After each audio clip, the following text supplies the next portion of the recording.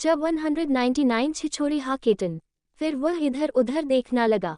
दृष्टि उसे घूरते हुए उससे दूर गौतम जी की तरफ चली जाती है। ये देखकर अनय की आंखें छोटी हो जाती है। वह अपनी आंखों के इशारे से दृष्टि को अपने करीब आने का बोलता है। दृष्टि भी अपने आंखों के इशारे से बोलती है, मैं बेवकूफ नहीं हूँ जो आपके करीब आऊं। दोनों के बीच इशारे इशारे में बातें हो रही थी। वहीं मीना जी ये देखकर अपना गला साफ करते हुए उनकी प्रेजेंस याद दिलाती हैं, जिससे दृष्टि और अनय चुपचाप अपनी अपनी चाय और कॉफी एंजॉय करने लगे। अब आगे, रात का वक्त, सिन्हानिया मेंशन। यक्षित अपने कमरे की बालकनी में एक इम्पोर्टेंट बिजनेस कॉल अटेंड कर रहा था। वहीं वन्या नन्हे वेद को उसका होमवर्क करा रही थी। वन्या ने अपनी नन्ही परी को वहीं बेड पर ही आराम से लेटा दिया था। वो भी अभी तक जाग रही थी और अपनी टिमटिमाती आंखों से वो अपने भाई और मम्मा को देख रही थी। वन्या वेद का होमवर्क कराकर उसे चैप्टर रिवाइज करा रही थी। थोड़ी देर बाद वेद पढ़ते पढ़ते ही सो गया। वन्या की निगाहें जब नन्हे वेद पर गई जो कि किताबों के बीच सो चुका था, वन्या के फेस पर स्माइल आ गई। वेद के सिर पर प्यार से हाथ फेरते हुए वन्या झुककर अपने बच्चे के माथे को चूम लेती है। फिर वह वेद के बैग में उसका स्टडी मटेरियल ध्यान से रखकर बैग को साइड में रख देती है। फिर वेद को अपनी गोद में उठाकर बेड पर आराम से सुला देती है और उसे एक क्यूट से ब्लैंकेट में कवर कर देती है। तभी वन्या की निगाहें अपनी नन्ही परी की तरफ जाती है जो कि अपनी टिमटिमाती आंखों से अपनी मम्मा को देख रही थी। जैसे ही वन्या की निगाहें लिटिल प्रिंसेस पर गई, वह अपना मुंह बनाने लगी। नन्ही ईशानी ऐसा तभी करती थी जब वह रोने वाली हो। उसकी आंखों में आंसू आ गए थे और वह गला फाड़ने ही वाली थी कि तभी वन्या ने उसे अपनी गोद में उठा लिया और अपने होठों पर उंगली रखकर उसे चुप कराते हुए बोली, शशिश। उद्धरण चिन्ह। नन्ही ईशानी अपनी नन्हे नन्हे गालों में आंसू लिए अपनी मम्मा की तरफ देखने लगी। वन्या अपनी धीमी और दबी आवाज में बोली, क्या हो गया मेरी नन्ही परी को? बेटा आज आपको निन्नी नहीं आ रही? हम। नन्ही ईशानी अपनी मुंह में उंगली डाले अपनी मम्मा को सुनने में लगी थी। उसके मन में क्या आया, वो अपने दोनों हाथ हवा में उठा देती है, जैसे कह रही हो, मम्मा आपने तो मुझे गोद में लिया ही नहीं था, इसलिए मुझे निन्नी नहीं आ रही थी। उद्धरण चिन्ह। वन्या ने स्माइल करते हुए नन्ही ईशानी को अपने सीने से लगा लिया और उसे सुलाने की कोशिश करने लगी, पर वो थी कि आज सोने का नाम नहीं ले रही थी। तभी यक्षित भी कॉल डिस्कनेक्ट करके बालकनी से अंदर बेडरूम में आ गया। उसने देखा कि वन्या उनकी लिटिल प्रिंसेस को सुलाने में लगी हुई है। यक्षित स्माइल करते हुए वन्या और बेबी प्रिंसेस के पास गया। अपने डैडी की प्रेजेंस फील करके नन्ही ईशानी जो अपनी मम्मा के सीने में दुबकी हुई थी, वो जल्दी से अपने पापा की तरफ देखती है और अपने हाथ पैर हिलाने लगती है और अपने डैडी की तरफ अपने हाथ पॉइंट करती है जैसे कह रही हो, मुझे डैडी के पास जाना है। उद्धरण चिन्ह। यक्षित स्माइल करते हुए अपनी नन्ही सी जान को अपनी गोद में उठा लेता है और उसके माथे को प्यार से चूमते हुए बोला, क्या हो गया है मेरी नन्ही परी को? बेटा आज आपको निन्नी नहीं आ रही? देखो आपका भाई भी सो गया है और आप अब तक जगे हुए हो। उद्धरण चिन्ह। यक्षित बेबी को लेकर अपनी गोद में सुलाने की कोशिश करने लगा। वह नन्ही ईशानी को लोरी गाकर सुना रहा था। उसकी आवाज़ इतनी प्यारी और मीठी थी कि वन्या खुद को स्माइल करने से रोक नहीं पा रही थी। उसे लगा नहीं था कि इतने बड़े बिजनेसमैन और सिन्हानिया अंपायर्स के मालिक को बच्चों की लोरी भी आती होगी। यक्षित ने ये लोरी वेद के लिए सीखी थी। वन्या जब उनकी लाइफ में नहीं आई थी तो अक्सर यक्षित वेद को लोरियां सुनाकर सुलाया करता था। अपने डैडी की मीठी लोरी सुनकर नन्ही ईशानी 10 मिनट के अंदर ही सो गई। यक्षित अपनी नन्ही सी जान को गोद में लेकर बेड पर बैठ गया। वन्या भी यक्षित के बगल में बैठ गई। अपनी नन्ही बेटी की मासूमियत देखकर यक्षित को उस पर बहुत प्यार आ रहा था। वह नीचे झुककर अपनी लिटिल प्रिंसेस के दोनों गालों को बारी बारी से चूम लेता है, जिससे लिटिल प्रिंसेस नींद में थोड़ा कसम साने लगी। ये देखकर वन्या यक्षित की तरफ देखकर धीमी आवाज में बोली, आराम से, वरना आपकी नन्ही परी की प्यारी सी नींद टूट सकती है। यक्षित वन्या की तरफ देखते हुए अपनी धीमी आवाज में बोला, डोंट वरी वाइफी। ये बोलकर वह आहिस्ते से नन्ही ईशानी की छोटी सी नाक और उसके माथे को आहिस्ते से चूम लेता है। वन्या यक्षित के कंधे पर अपना सिर टिकाकर अपनी नन्ही परी को निहारने लगी। वह बेबी के हाथों को आहिस्ते से अपने हाथों में लेकर उसे प्यार से चूमते हुए बोली, हमारी नन्ही परी सोते हुए कितनी मासूम लग रही है ना। यक्षित बेबी प्रिंसेस के छोटे छोटे हाथों को प्यार से चूमते हुए बोला, हम बिल्कुल अपनी मम्मा की तरह। उद्धरण चिन्ह। ये बोलकर वह वन्या की तरफ झुककर उसके माथे को प्यार से चूम लेता है। बेबी को थोड़ी देर तक अपनी गोद में लेकर यूं ही प्यार करने के बाद वह नन्ही ईशानी को लेकर बेड में एक तरफ सुला देता है। वह उसे वेद के बगल में सुलाता है और उसके साइड में बहुत बारे पिलो लगा देता है ताकि नींद में बेड से लुढ़क कर वह गिर न जाए। वहीं वन्या अपनी बड़ी बड़ी आंखों से यक्षित की तरफ देखने लगी। नन्हा वेद सोते हुए अपनी बेबी प्रिंसेस के पेट पर हाथ रख लेता है। दोनों भाई बहन सोते हुए बेहद मासूम और प्यारे लग रहे थे। यक्षित वन्या के करीब जाने लगा। वन्या उसकी तरफ अपनी बड़ी बड़ी आंखों से देखते हुए बोली, आपने नन्ही ईशानी के साइड में पिलो क्यों लगाया? यक्षित वन्या को कमर से पकड़कर अपने करीब करते हुए बोला, क्योंकि प्रिंसेस के डैडी को उसकी मम्मा चाहिए। ये बोलकर वह वन्या को बोलने का मौका दिए बगैर वन्या के होंठों पर अपने होंठ रखकर उसे किस करने लगा। वन्या थोड़ी देर तक तो यक्षित से छूटने के लिए छटपटाती है, पर बाद में वह यक्षित की बाहों में खुद को ढीला छोड़ देती है और यक्षित के होंठों को अपने होंठों पर महसूस करने लगी। जब यक्षित को फील होता है कि वन्या को सांस लेने में तकलीफ हो रही है तो वह वन्या के होंठों पर बाइट करके उसे रिलीज कर देता है। वन्या अपने होंठों को सहलाते हुए यक्षित को गुस्से से घूरने लगी। ये देखकर यक्षित स्माइल करता है और उसे इस वक्त वन्या पर बहुत प्यार आ रहा था।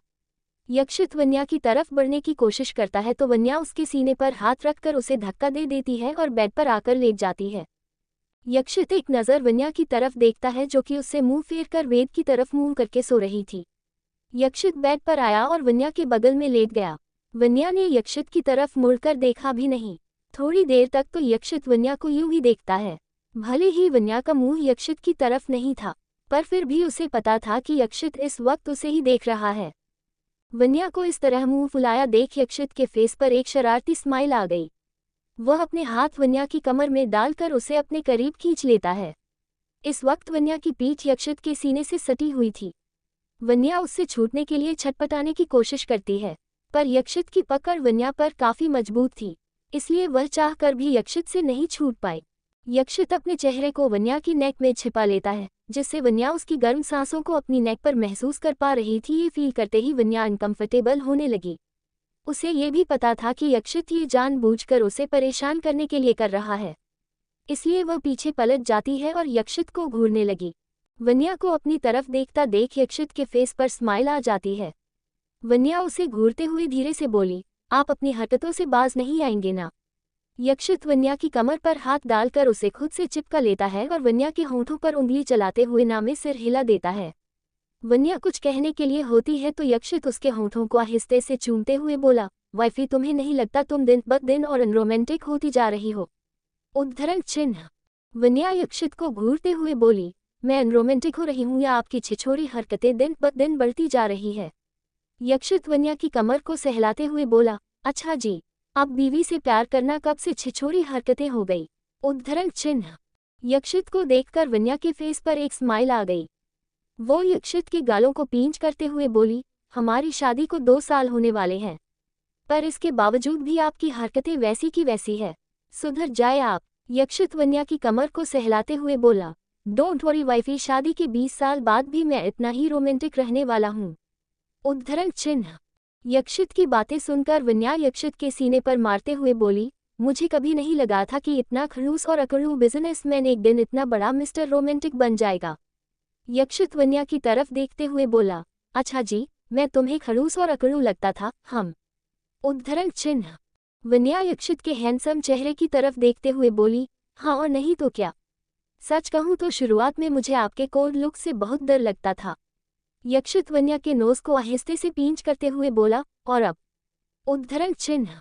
वन्या यक्षित की तरफ स्माइल करते हुए बोली, फिर धीरे धीरे मुझे रियलाइज हुआ कि इस खड़ूस डेविल के सीने में भी एक दिल है जो उसकी प्यारी सी फैमिली के लिए धड़कता है। फिर मुझे भी उससे बहुत प्यार हो गया। वन्या का जवाब सुनकर यक्षित स्माइल करने लगा। फिर वो उसकी तरफ देखते हुए बोली, रात बहुत हो गई है, आप सो जाए, कल सुबह आपको ऑफिस भी जाना है।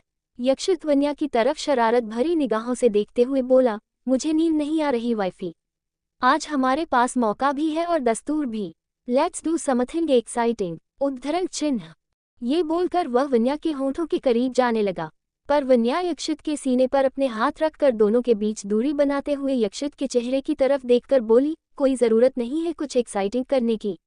थोड़ी देर पहले कुछ एक्साइटिंग करके आपका पेट नहीं भरा जो फिर से शुरू होना चाहते हैं। उद्धरण चिन्ह। यक्षित वन्या के होंठों के करीब रहकर ही बोला, तुम हुई इतनी टेम्पटिंग कि मैं चाह कर भी खुद को रोक नहीं पाता। ये बोलकर वह वन्या की नेक की तरफ झुककर उसे किस करने लगा। वन्या यक्षित को रोकते हुए बोली, यक्षित प्लीज, अभी नहीं, बच्चे साथ में हैं। यक्षित का भी अभी ऐसा कुछ करने का इरादा नहीं था, वो तो बस वन्या को तंग करना चाहता था। वन्या के रोकने पर यक्षित रुक गया और उसे अपनी बाहों में लेकर जैसे ही सोने को हुआ, लिटिल प्रिंसेस ने रोना शुरू कर दिया। वन्या और यक्षित एक दूसरे को देखने लगे। नन्ही ईशानी के रोने की आवाज़ सुनकर वेद की आंखें भी खुल गईं। वह अपनी नन्ही सी बहन को देखते हुए अपनी नींद भरी आवाज़ में बोला, ईचू, क्या हुआ तुम्हें? तुम लोग क्यों लही हो? क्या तुमने फिर छू छू कर दिया? ये बोलकर नन्हा सा वेद अपनी लिटिल प्रिंसेस को चेक करने लगा।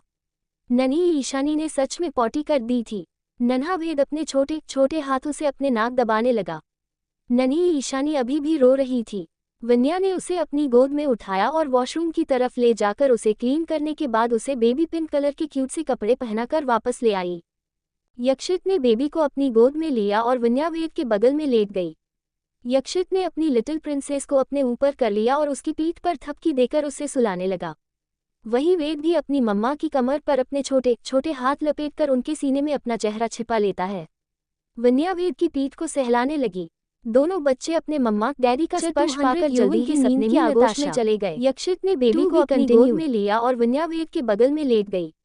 यक्षित ने अपनी लिटिल प्रिंसेस को अपने ऊपर कर लिया और उसकी पीठ पर थपकी देकर उसे सुलाने लगा। वहीं वेद भी अपनी मम्मा की कमर पर अपने छोटे छोटे हाथ लपेटकर उनके सीने में अपना चेहरा छिपा लेता है। वन्या वेद की पीठ को सहलाने लगी। दोनों बच्चे अपने मम्मा डैडी का स्पर्श पाकर जल्दी ही नींद की आगोश में चले गए। अब आगे युवान का कमरा। एक बड़े से मास्टर बेड पर ब्लैंकेट थोड़ी सी बेड पर रखी हुई थी और बाकी फर्श पर पड़े थे। हाथ पैर फैलाकर सोया हुआ सिन्हानिया मैंशन का छोटा शहजादा चैन की नींद सो रहा था। दिखने में तो सोते हुए बहुत मासूम लग रहा था, पर कमरे की हालत देखकर समझ आ रहा था कि वह कितना बड़ा लापरवाह था। यक्षित ने उसे कई बार समझाया था कि अपने बेडरूम को ऑर्गेनाइज करके रखे, पर युवान के कान में तो जू तक नहीं रेंगता था। वह हाथ पैर फैलाकर सो रहा था। उसकी शक्ल देखकर लग रहा था कि वह कोई सपना देख रहा है।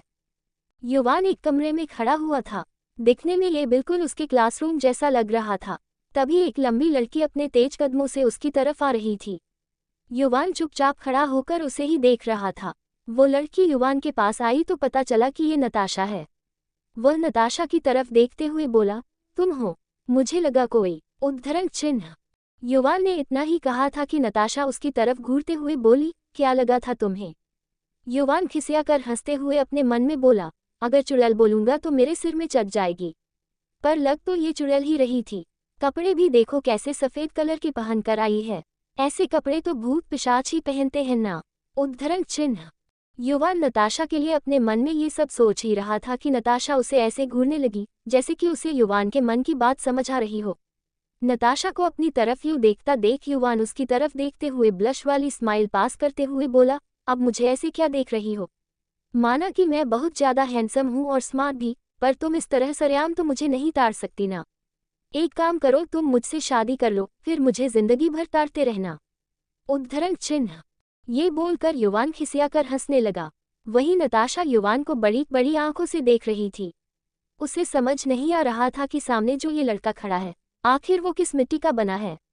अब तक नताशा इतना तो समझ चुकी थी कि युवान के दिमाग की वायरिंग अलग तरह से डिजाइंड है। इसके जैसा पीस तो शायद उसने अब तक अपनी पूरी लाइफ में नहीं देखी थी। वह युवान की तरफ घूरते हुए बोली, जस्ट शट अप। शादी, वो भी तुमसे? तुम्हें शादी का मतलब भी पता है? तुम तो अभी छोटे से बच्चे लगते हो। युवान पहले तो नताशा को घूरता है, फिर उसके करीब जाकर उसकी आंखें चेक करने लगता है। नताशा उसे धकेल देती है और उसे अजीब निगाहों से देखते हुए बोली, ये क्या कर रहे थे तुम?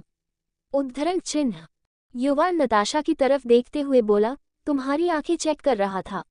मुझे लगा था कि तुम्हारी आंखें खराब हो गई हैं, तभी तो 23 साल का हैंडसम लड़का तुम्हें बच्चा नजर आ रहा है। वैसे तुम्हारी यस क्या है? उद्धरण चिन्ह। युवान की बातें और उसके सवाल सुनकर नताशा इरिटेट हो गई थी। वह अपने सिर पर हाथ रखकर युवान को घूरते हुए बोली, मेरी यस जानकर क्या करोगे तुम? युवान नताशा की तरफ देखते हुए बोला, मैं तो बस जनरल नॉलेज के लिए पूछ रहा था। अगर तुम्हें नहीं बतानी तो कोई बात नहीं। वैसे मैं तो ये भूल ही गया था कि लड़कियों से यस नहीं पूछनी चाहिए। तुम भी तो एक लड़की हो ना। उद्धरण चिन्ह। नताशा उसे घूरते हुए बोली, अपनी बकवास बंद करो और मेरे साथ आओ। नताशा की बातें सुनकर युवान की आंखों में चमक आ गई। वह उसकी तरफ देखते हुए बोला, क्या आज तुम्हारा बर्थडे है? उद्धरण चिन्ह। नताशा, जिसके कान युवान की बड़बड़ सुनकर पक चुके थे, वो युवान की तरफ घूरते हुए बोली, तुम्हें ऐसा क्यों लगा कि आज मेरा बर्थडे है? युवान तपाक से बोला, क्योंकि तुम मुझे अपने साथ चलने के लिए कह रही हो ना। तो इसका तो एक ही मतलब हो सकता है कि तुम मुझे अपनी बर्थडे ट्रीट देना चाहती हो। उद्धरण चिन्ह। नताशा ने अपना सिर पर हाथ मारा और युवान की तरफ गुर्रा कर देखते हुए बोली, जस्ट शट अप। कितना बोलते हो तुम? क्या तुम्हारा मुंह दर्द नहीं करता? और आज न मेरा बर्थडे है और न ही मैं तुम्हें कोई ट्रीट देने के लिए अपने साथ लेकर जा रही हूँ। प्रोफेसर सक्सेना ने तुम्हें अपने कैबिन में बुलाया है। वो जानना चाहती है कि तुमने किस खुशी में उनका असाइनमेंट नहीं किया है। उद्धरण चिन्ह। ये सुनकर युवान ने अपना सिर पकड़ लिया, इसलिए नहीं कि उसने असाइनमेंट कंप्लीट नहीं किया था, बल्कि इसलिए क्योंकि प्रोफेसर सक्सेना बहुत स्ट्रिक्ट प्रोफेसर थी। वो किसी की गलती बर्दाश्त नहीं करती थी। युवान जानता था कि प्रोफेसर सक्सेना उसके भाई से उसकी शिकायत लगाने में 1 मिनट का भी वक्त नहीं लगाएगी। युवान को चुपचाप खड़ा देख नताशा उसका हाथ पकड़कर उसे खींचते हुए वहां से लेकर जाने लगी। युवान नताशा से अपना हाथ छुड़ाता रह गया। उसने वहीं पास में खड़े शौर्य को भी आवाज लगाई, पर उसने भी हथियार डाल दिए थे। युवान शौर्य की तरफ देखते हुए बोला, ब्रो, कैसा दोस्त है तू? मेरी हेल्प करने के बजाय तू पीछे हट रहा है। This is just not fair. उद्धरण चिन्ह। शौर्य बोला, भाई देख, मैं तुझे हर बला से बचा सकता हूँ, पर तेरे साथ तो आज मिस हिटलर का पाला पड़ा है। तू जानता है हम दोनों मिलकर भी इसे जीत नहीं पाएंगे, तो मैं अकेला क्या चीज़ हूँ?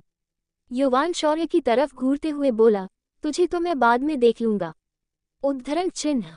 फिर वह नताशा से अपना हाथ छुड़ाने लगा। उससे हाथ छुड़ाते छुड़ाते युवान नींद से जाग गया तो उसने देखा कि वह बेड पर ही हाथ पैर मार रहा था। ये करते हुए वह काफ़ी फनी भी लग रहा था। वह हड़बड़ा कर बेड पर उठ बैठा और खुद से ही अपनी नींद भरी आवाज़ में बोला, ये नताशा की बच्ची तो सपने में भी मेरा पीछा नहीं छोड़ रही है। उद्धरण चिन्ह।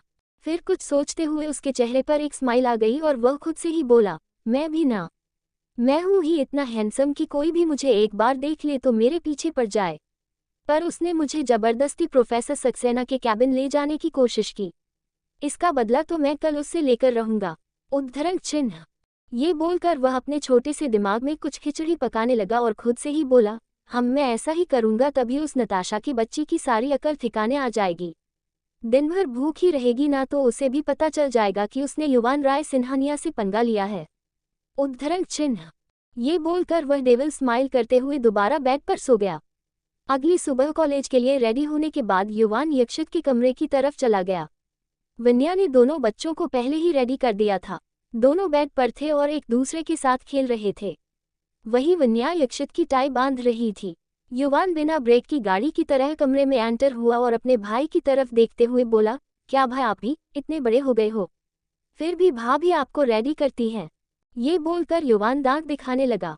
वहीं यक्षित उसे खा जाने वाली नजरों से घूरते हुए बोला, अपनी बत्तीसी दिखाना बंद करो और ये बताओ कि आज इस गली का रास्ता कैसे पकड़ लिया। युवान बेड पर जाकर वेद और नन्ही ईशानी के बगल में बैठ गया और नन्ही ईशानी के गालों से खेलते हुए बोला, वो मुझे मेरे नन्हे मुन्हे बच्चों के साथ खेलते हुए काफी टाइम हो गया है ना, इसलिए मैं इनसे मिलने आया था। उद्धरण चिन्ह। नन्ही ईशानी अपनी टिमटिमाती आंखों से अपने चाचू को देखने लगी। युवान वन्या की तरफ देखते हुए बोला, भाभी आपको पता है आज मैंने एक बहुत बुरा सपना देखा। यक्षित युवान की तरफ अपनी सर्द निगाहों से देखते हुए बोला, तुम यहाँ अपना सपना बताने के लिए आए हो? उद्धरण चिन्ह। अब तक युविका भी कॉलेज के लिए रेडी होकर वेद और नन्ही ईशानी के साथ खेलने उनके कमरे में आ चुकी थी। वो यक्षित की तरफ देखते हुए बोली, भाई, युवान भाई के पास और कुछ काम भी तो नहीं है, इसलिए अपना सपना बताने ही यहाँ आ गए। उद्धरण चिन्ह। ये बोलकर वह मुंह दबाकर हंसने लगी। वहीं युवान युविका को घूरने लगा। युविका ने आज ब्लू और व्हाइट कलर कॉम्बिनेशन वाली प्रिंटेड फ्रॉक पहनी हुई थी, जिसमें वह काफी खूबसूरत लग रही थी। वह यक्षित की तरफ देखते हुए बोली, भाई मैं इस ड्रेस में कैसी लग रही हूँ? उद्धरण चिन्ह। इससे पहले कि यक्षित कुछ कहता युवान बीच में ही बोल पड़ा, चुड़ैल लग रही है, बिल्कुल उस नताशा की तरह। लास्ट लाइन युवान ने बहुत धीरे से कही थी। युविका युवान की तरफ घूरकर यक्षित की तरफ देखते हुए बोली, भाई। उद्धरण चिन्ह। यक्षित युविका के सिर पर प्यार से हाथ फेरते हुए बोला, शट अप युवान। प्रिंसेस तुम बहुत अच्छी लग रही हो। युविका यक्षित के गले लगते हुए बोली, थैंक यू भाई। युवान, भाई देखा आपने, भाई ने मेरी तारीफ की। एक आप ही हैं जिसकी आंखें खराब हैं। उद्धरण चिन्ह। युवान बोला, व्हाटएवर। फिर वो वन्या की तरफ देखते हुए बोला, भाभी आपको पता है मेरे क्लास में ना एक खड़ूस लड़की है। वो आज मेरे सपने में आई थी और मुझे घसीटकर प्रोफेसर के कैबिन की तरफ ले जा रही थी। वन्या युवान की तरफ हैरानी से देखते हुए बोली, क्यों भला? युवान, क्योंकि मैंने एक असाइनमेंट मिस कर दिया था ना। पर मैं आज उस लड़की को छोड़ूंगा नहीं। उसे इतना परेशान करूंगा कि आज के बाद असाइनमेंट का नाम लेना भी भूल जाएगी। उद्धरण चिन्ह। ये बोलते वक्त युवान तो ये भूल ही गया था कि यक्षित भी वहीं पर खड़ा है। युविका तो बच्चों के साथ खेलने में बिजी हो गई थी, वही बच्चों का ध्यान भी अपनी बुआ के साथ खेलने में था। यक्षित वन्या और युवान के पास आया और अपनी सर्द निगाहों से बोला, क्या कहा तुमने? उद्धरण चिन्ह। अब जाकर युवान को रियलाइज हो रहा था कि यक्षित भी वहीं पर खड़ा था। वह कभी वन्या को देखता तो कभी यक्षित को। यक्षित युवान की तरफ घूरते हुए बोला, क्या प्रोफेसर सक्सेना तुम्हारे बारे में जो बताने वाली थी, क्या वो यही था? उद्धरण चिन्ह। यक्षित का सर चेहरा देखकर युवान किसी छोटे बच्चे की तरह अपने फेस पर मासूमियत ले आया। उसने धीरे से हाँ में सिर हिलाया। यक्षित ने उसका कान ही पकड़ लिया। युवान किसी छोटे बच्चे की तरह चिल्लाने लगा, जिससे नन्ही ईशानी, वेद और युविका का ध्यान युवान की तरफ चला गया। युवान को चिल्लाता देख और अपने डैडी को अपने चाचू के कान मरोड़ता देख वेद ताली बजाकर हंसने लगा। वहीं नन्ही ईशानी भी ये देखकर खिलखिलाकर हंसने लगी। युविका भी ये देखकर हंसने लगी। युवान छोटे बच्चे की तरह चिल्लाते हुए बोला, आहा भाई क्या कर रहे हो? मुझे दर्द हो रहा है। भाभी प्लीज मुझे भाई से बचाओ ना। उद्धरण चिन्ह। फिर युवान जल्दी से वन्या के पीछे छिप जाता है। वहीं यक्षित जब युवान की तरफ बढ़ता है तो वन्या यक्षित को रोक लेती है और उसे शांत रहने का इशारा करती है। यक्षित एक नज़र घूरकर युवान को देखता है। युवान वन्या की तरफ देखते हुए बोला, थैंक यू भाभी। उद्धरण चिन्ह। पर ये क्या, वन्या भी युवान के कान खींचने लगी। युवान एक बार फिर चिल्लाने लगा। ये देखकर यक्षित स्माइल करते हुए उसे देख रहा था।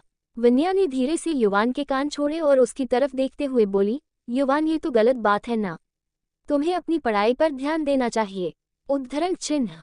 युवान वन्या की तरफ देखते हुए बोला, सॉरी भाभी, आइंदा से ऐसी गलती नहीं होगी। मैं ध्यान रखूंगा। इस बार मेरे दिमाग से ही निकल गया। यक्षित युवान की तरफ एक सर्द निगाह डालते हुए बोला, इस बार गलती की कोई गुंजाइश नहीं होगी, क्योंकि अब से मैं तुम तीनों को पढ़ाऊंगा। उद्धरण चिन्ह। युवान अपनी बड़ी बड़ी आंखों से अपने भाई की तरफ देखने लगा, क्योंकि ये उसके लिए किसी शौक से कम नहीं था। वह यक्षित की तरफ देखते हुए बोला, भाई आप क्यों तकलीफ करेंगे? वैसे भी आपको इतना बड़ा ऑफिस संभालना होता है, बेकार में आपका टाइम वेस्ट हो जाएगा। यक्षित युवान की तरफ घूरते हुए बोला, मेरे टाइम की फिक्र तुम्हें करने की जरूरत नहीं है। वैसे भी ऑफिस ज्वाइन करने के बाद तुम मेरे अंडर ही काम करोगे, इसलिए मैं तुम्हें अभी से ट्रेन करना चाहता हूँ। युवान के पास यक्षित की इस बात का कोई जवाब नहीं था। वहीं उसका बेस्टी शौर्य, उसे तो इस बात का कोई अंदाजा नहीं था कि अब उनकी पढ़ाई दी बिजनेस टाइकून यक्षित राय सिन्हानिया कराने वाले हैं। रजावत मेंशन। ब्रेकफास्ट का टाइम हो रहा था। दृष्टि किचन में थी। वह गौतम जी के लिए चाय बना रही थी, क्योंकि उन्हें दृष्टि के हाथ की चाय बहुत ज्यादा पसंद थी। दृष्टि का पूरा ध्यान चाय बनाने में ही था। तभी अचानक कोई पीछे से आकर उसे हग कर लेता है, जिससे दृष्टि चीखने ही वाली होती है कि तभी अनु उसे चुप कराते हुए बोला, क्या वाइफी तुम बार बार चीखने लग जाती हो?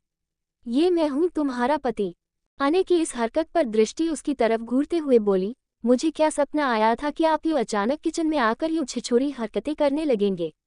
दृष्टि की बातें सुनकर अनु दृष्टि को छोटी आंखों से घूरते हुए बोला, मैं तुम्हें छिछोरा लगता हूँ? उद्धरण चिन्ह। दृष्टि चाय पर फोकस करते हुए बोली, और नहीं तो क्या। अब छोड़िए आप और जाकर डाइनिंग टेबल पर बैठ जाइए। हमें कोई इस तरह देख लेगा तो क्या सोचेगा? अनु दृष्टि की तरफ शरारत भरी निगाहों से देखते हुए बोला, अब छिछोरा बोल दिया है तो मुझे इसे जस्टिफाई भी तो करना होगा ना। उद्धरण चिन्ह। दृष्टि अनु की तरफ देखते हुए बोली, मतलब? अनु दृष्टि की नेक को पकड़कर अपने होंठों को उसके होंठों के करीब ले जाते हुए बोला, मतलब ये। वह अचानक से दृष्टि को किस करना स्टार्ट कर देता है। दृष्टि की हैरानी में आंखें बड़ी बड़ी हो जाती है, क्योंकि उसे पता था कि बाहर गौतम जी और मीना जी उनका वेट कर रहे हैं। गौतम जी को जब लगता है कि दृष्टि को चाय लाने में काफी वक्त लग रहा है, वह किचन की तरफ जाने लगे। उधर अनय दृष्टि को किस करने में लगा हुआ था और दृष्टि छटपटाते हुए उससे दूर होने की कोशिश कर रही थी। तभी गौतम जी सामने की तरफ देखे बिना ही बोले, दृष्टि बेटा चाय बन गई क्या? उद्धरण चिन्ह। ये बोलकर वो जैसे ही सामने देखते हैं, उनकी आंखें बड़ी बड़ी हो जाती हैं। अब उन्हें एम्बेरेसमेंट फील हो रही थी। वो एकदम से पीछे मुड़ जाते हैं। वहीं अनय भी दृष्टि को छोड़ देता है। दृष्टि इस वक्त शर्म से पानी पानी हो गई थी, क्योंकि गौतम जी ने दोनों को किस करते हुए देख लिया था।